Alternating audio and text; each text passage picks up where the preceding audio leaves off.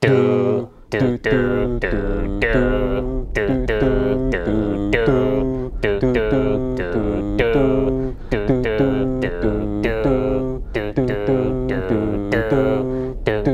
do do. A bit more, please. That's it? That's all? Ah, man.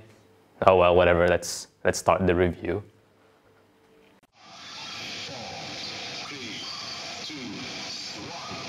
Ready for liftoff, super zing, and rocket. Get ready for it.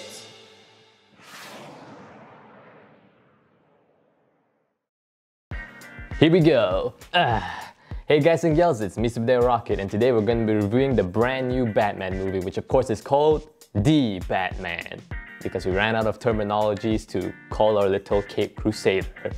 Yeah, so just put D in front of everything now. I've been following this project for the longest time actually. One of the few DC fans who've been following it since, I believe it started like 2017 or 2018, the development of this film, back when Ben Affleck was gonna be Batman in this movie, and it's all gonna be about his version of it. He was gonna direct it, then he didn't direct it, and then he didn't produce it, and then he didn't star in it, and now he's none of the above in this movie.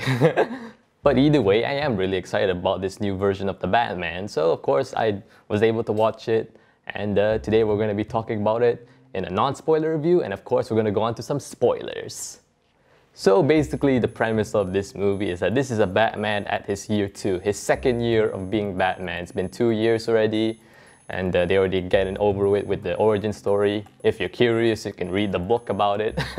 But yeah, I am interested in this kind of version of Batman. Of course we've seen like an older version of Bruce Wayne beforehand, and a one that's like in his prime, I guess, with stuff like the Michael Keaton movies. But here, yeah, we never really get to see a movie like in between his prime and his beginnings. And it's a pretty interesting concept. You get to see a more younger Batman who isn't that much experience. I mean, he has a grasp of what he was trying to do, but not entirely, which is a pretty interesting idea. And I'm really happy to report that they pull off this version of the Batman pretty well.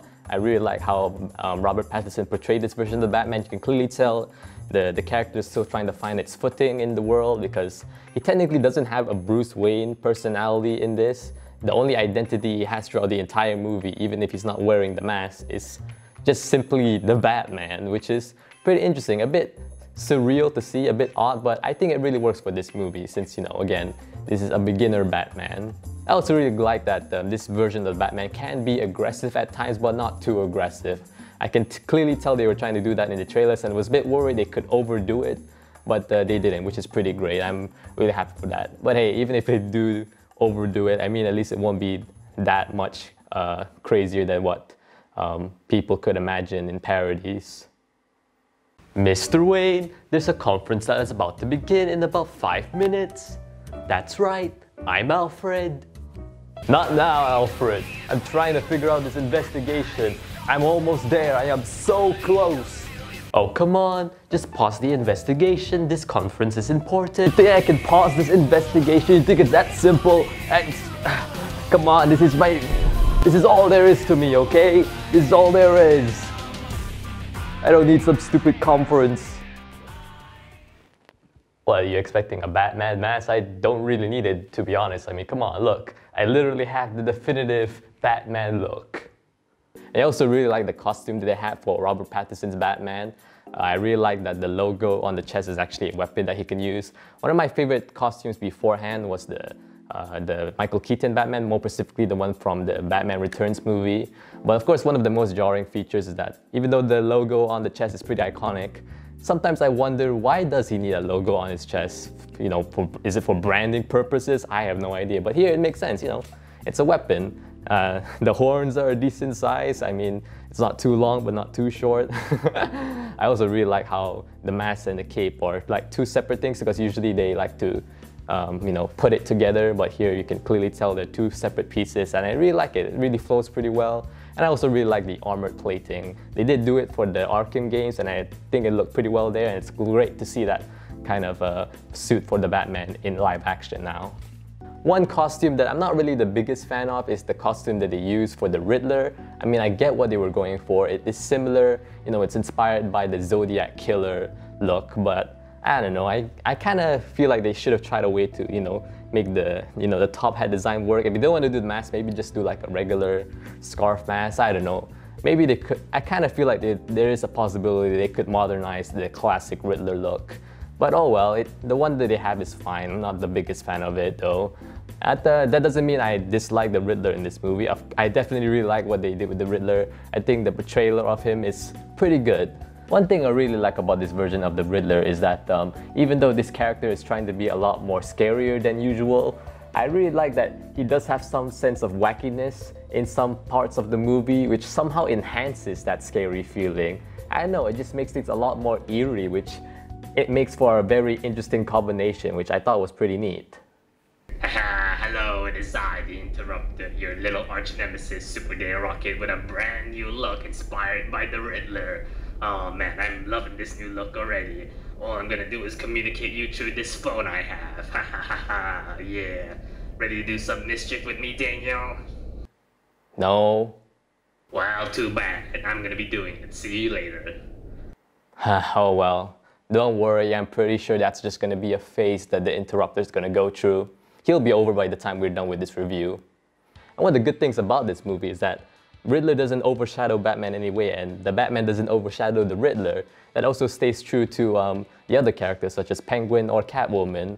And I really like that. It's so surreal because before this movie and also No Way Home came out, a lot of people had the notion that having too many villains in your movie or like too many different characters are gonna overcomplicate things, but they surprisingly made it work, especially in this movie, since it's the first movie in this brand new universe. They're able to make it very living and breathing, even though, it's one movie.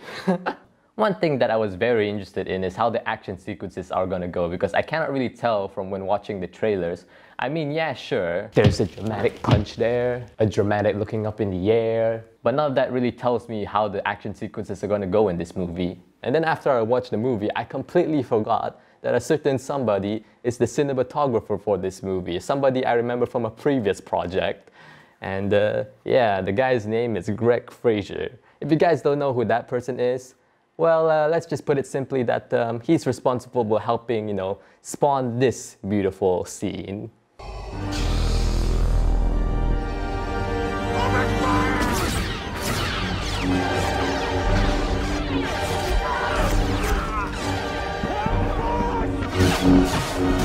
So yeah, I can definitely tell that he is responsible for some of the cinematography in this film.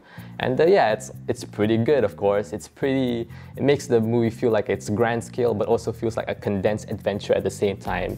And if somebody is watching the movie, it's almost like 80% of the time you can easily just snapshot it and just put it as a wallpaper for your computers. And yeah, that's definitely a compliment for sure.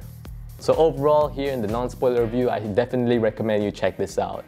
It's a decent adventure if you're really new to the Batman. I think this is a pretty decent start. I mean, you're not gonna see everything that really makes Batman special, but still, it's a good, decent start. Hopefully there'll be a second one, and I'll definitely recommend it to Batman beginners more, but at the time being, it's a pretty good movie. And it really shows that even if we're having so many different cinematic universes with different movies connecting with each other, and we even have one for DC currently, it's still great to see that even, the big superhero franchise known as the Batman can still do just as fine on its own.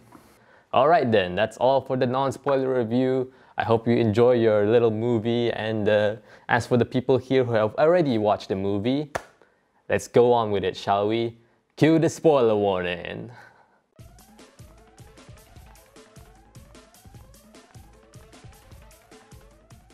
One of the more interesting parts about this movie is that it's actually a detective story, which I think is pretty great. Of course, we did have Batman doing some detective work in the past, but it's only for one scene, or maybe two if you're lucky, in all the other movies. It's basically the directors and writers going, okay, we'll have one scene of Batman doing detective stuff and that will be done for the checkmark list. But yeah, here it's definitely a big part of the movie, which I really like because, of course, again, a lot of people have known, a lot of people have known, a lot of people have known, a lot of people a lot of people have known Batman to being the world's greatest detective in the comics. So of course, we gotta have a little detective movie at some point, and here we are. A lot of people thought of this movie as like a, a Batman movie doing noir, which it's somewhat like that, I guess. I kind of feel like the more accurate term is, noir doing Batman instead, which, yeah, I think that's much more appropriate. I was about to head out to do my investigation until she walked in. Oh, never mind. That's just the wind. We even got Batman narrating this movie from beginning to end, which I thought was pretty great. And I'm really glad Robert Pattinson had a pretty decent Batman voice. I was a bit worried if we were still here with Kristen Bale. I don't know, maybe some parts might be a bit difficult to understand with his voice. You might go, "Weird voice of you, Batman." One thing I thought was pretty interesting is that this detective story also have the, Bruce Wayne's parents involved in it, which I thought was pretty neat. I kind of feel like it's pretty cool to have them involved in the plot and not just be there for, to kickstart Batman's origin story. Oh god, I got caught on my bag. And you didn't get to see the actual origin story of the Batman, they just mentioned it, which I thought was alright. I'm glad that they at least tried to mention it in some way, because I don't know, I thought it would be a bit weird if they removed it completely. Well, unless you're making a third movie where you explore the multiverse and you did it off guard and people get their minds exploded. Yeah, I'm pretty sure no movie like that exists, and pretty sure this movie ain't gonna be it. Oh yeah, by the way, can somebody explain to me what exactly Riddler's social media website or whatever is? Because if that thing was public, then can somebody easily find it and report about it? I don't know, maybe I'm missing something there. Wait a minute, hang on. Oh! Haha. Yeah, you thought you got me this time, huh? What? How did you dodge my little shrink ray beam? Well, you see, I tuned into your little live stream this morning, so yeah. Hello, my fellow followers. I just finished drinking a special potion that allows me to shoot shrinking ray beams out of my hands. I'm gonna shoot it at Daniel once he talks about the Riddler during his spoiler review. My glasses. Even though we have stuff like social media that Riddler used in this movie, one thing I found interesting is that even though that's the case, I feel like this is like in its own separate, different world from the real world, I know this movie is trying to be more grounded than your typical Batman comic, a bit more akin to what happened with The Dark Knight, but I kind of feel like they're really also trying to find a way to make it separate as well, which I think if that is what they were trying to do, I think they did a pretty good job. Maybe it's because we have certain stuff like, well, alright, we actually got Gotham City being filmed not in a regular city, but in Liverpool, UK Liverpool, which is surprising. It kind of feels like they were trying to go for what they did back in the day with the 80s and 90s Batman movies and give Gotham a very unique look and give it a lot more personality instead of what happened starting with The Dark Knight where, Gotham is just some random generic city. So I'm glad we have that back. And oh yeah, if you're wondering why this little thing is with me, my dad actually went to Liverpool a long time ago and he got this as a souvenir, so he immediately recognized the location when we were watching this movie. Another thing I found very interesting that I really like about this movie is the camaraderie between Batman and Commissioner Gordon, which I thought was pretty surprising. I mean, we see Commissioner Gordon in some pretty decent roles, I guess. One of the more specific ones to come to mind, of course, is The Dark Knight again. But here I really like that you can clearly see Batman and Commissioner Gordon are technically partners, which I really like. It's technically the good old good cop, bad cop routine. And yeah, I think it really works for this movie. And I really love to see more of this maybe in a future movie. Who cares about Robin at this point if we have him?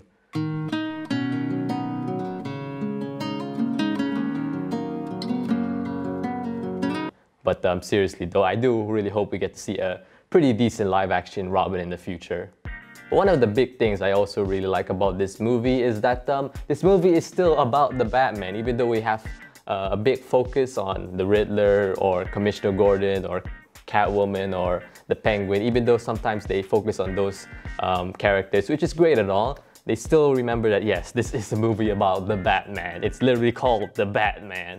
And they did a pretty good job at showing that. Since this is a beginner Batman, this Batman doesn't really know the real true reason why the Batman should exist in Gotham. Not just to strike fear into many bad guys that roam the streets of Gotham, but also give hope to the citizens of Gotham. And I really like the parallels, like at the beginning of the movie, it was all dark with the bat signal, and I also really like that before Bruce Wayne had to wear like sunglasses to even look at the light, but then at the ending of the movie, it was all bright, and you see Batman really embracing the light and actually looking at it without even squinting, which, yeah, I thought that was a really nice touch. Simple things like that, it's honestly pretty cool. Do I believe this is my favorite Batman by far? Not yet. I kind of feel like I really want to see that second Batman movie to really showcase what this Batman could be, because of course, again, at the end of the day, this is a Batman who is still evolving. That's literally the main point of this movie. He even fumbles a bit sometimes with his detective work in this movie, which I thought was a pretty nice detail. So yeah, we'll get to see more of the Batman with Robert Pattinson soon in the future. Or hopefully, I'm pretty sure they're gonna do it. This movie has been successful. They're already planning a spin-off with the Penguin apparently. So yeah, they're really going on to that Batman trade. So I'm hoping to see more of this Batman in the future. But for now, this is a pretty good start to a brand new Batman journey. So with that said, alright guys and gals, thank you for watching this video. Hope you enjoyed it. And maybe I feel like I should watch a movie that maybe will calm my nerves, maybe relax myself, and yeah, maybe lighten up the mood before I get into the Sonic Marathon tree. But I'm still in the Batman's fever though. I wonder if there's a movie out there that's like the exact opposite of this movie.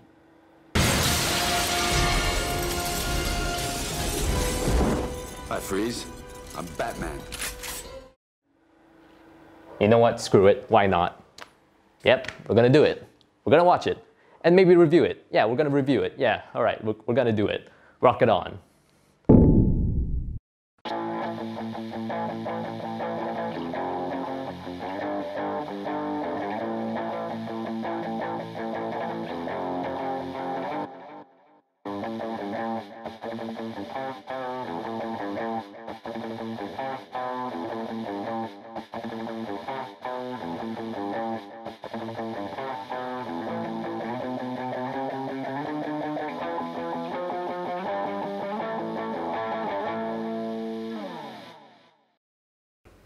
You know what? Daniel's right. This is a phase.